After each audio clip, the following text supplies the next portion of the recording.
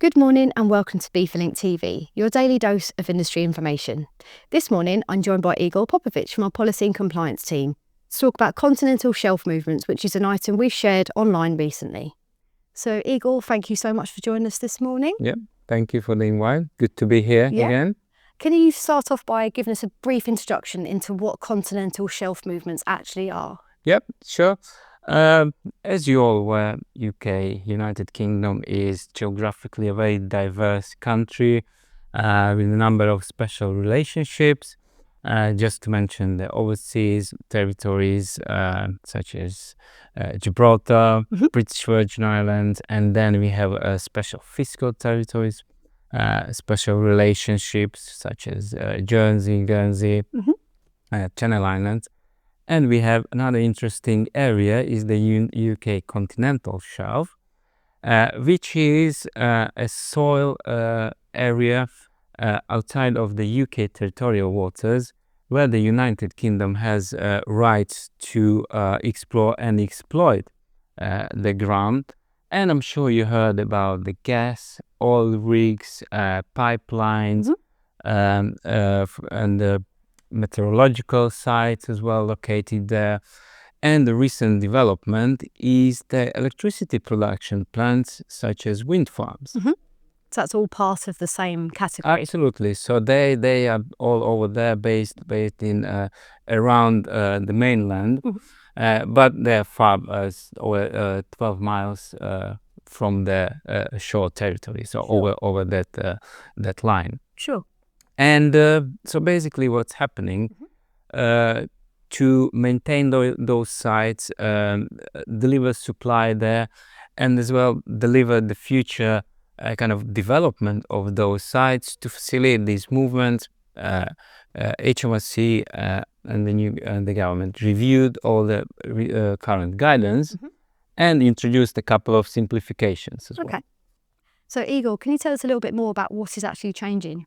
Absolutely. So goods moving to those special territories, to those facilities, can be declared using a full or a simplified customs declaration.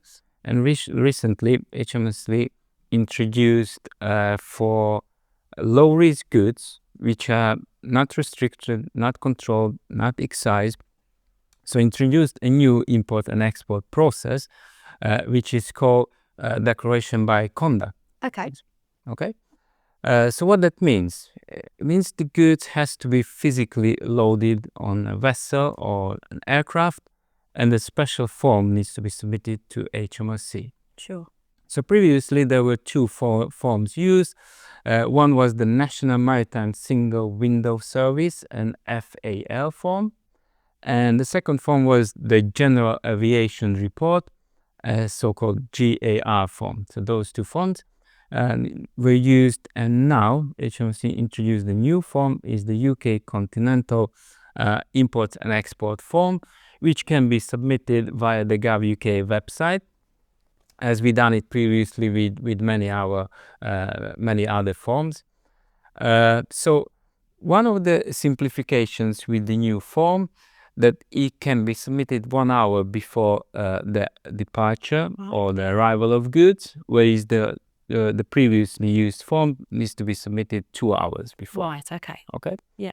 And another simplification is that the form can be submitted by importer, exporter, or an agent, or even a freight forwarder to do so. And the same establishment and representation, indirect or direct representation rules will apply to these scenarios. Another thing to mention here, there will be a transitioning period when all forms can be submitted. Right. And that transitional period will last until the 31st of May next year. And beyond that date is only the new form will be accepted. Sure. So what support and guidance is available for our members in line with these changes? So recently, HMRC published dedicated guidance on a dedicated page on the Gov.uk website. It went live on the 27th of November. And we as well published an introductory kind of guidance and an FAQ document on our website where you can find a number of interesting answers to some specific shipments and specific scenarios. That's great. That will be a huge help to our members, won't it? Yep. That's great. Absolutely. Thank you very much for joining us this morning, Igor. Good. As Igor mentioned, there is support and guidance available, and we'll put the links to those documents in the description below. That's all for today's episode of BeefLink TV, your daily dose of industry information.